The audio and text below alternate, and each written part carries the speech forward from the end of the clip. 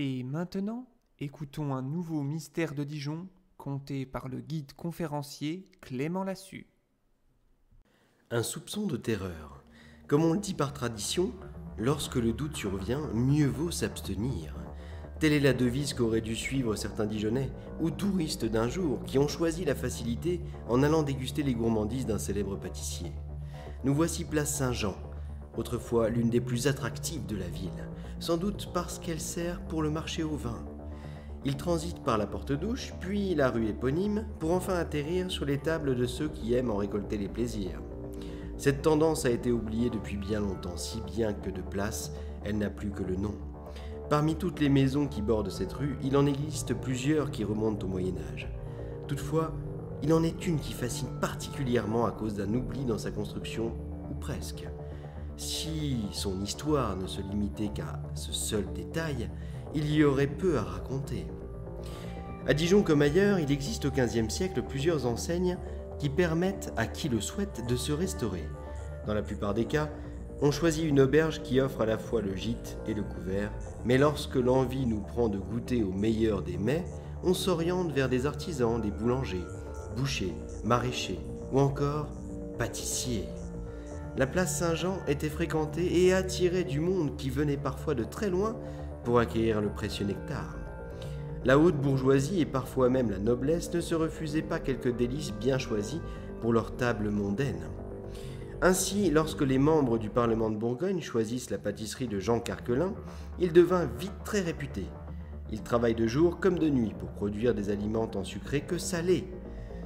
Chaque soir, c'est le couvre-feu et les cloches de Saint-Jean résonnent pour le signaler. Jean travaille donc au noir.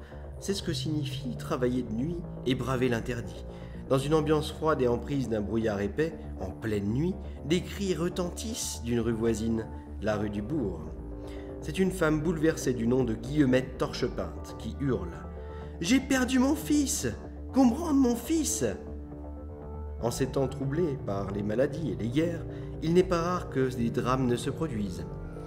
Depuis quelque temps, des parents signalent des disparitions d'enfants au prévôt qui ne tarde pas de conclure que les bohémiens sont les responsables. Et lorsqu'après quelques arrestations, cette tragédie perdure, il convient d'en accuser d'autres. On se tourne alors vers une communauté israélite qui, depuis 1196, s'est établie à Dijon.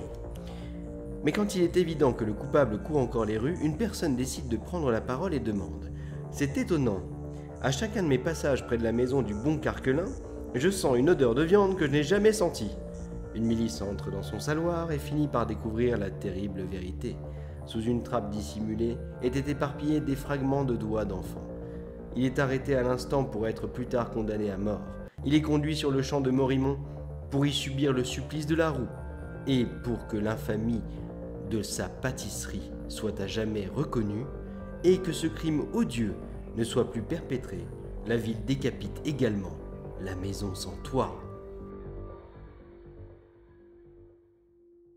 Cette histoire vous a plu? Vous voulez plus de mystères de Dijon? Qu'à cela me tienne. Si cela vous intéresse, Clément les a compilés dans son livre du même nom.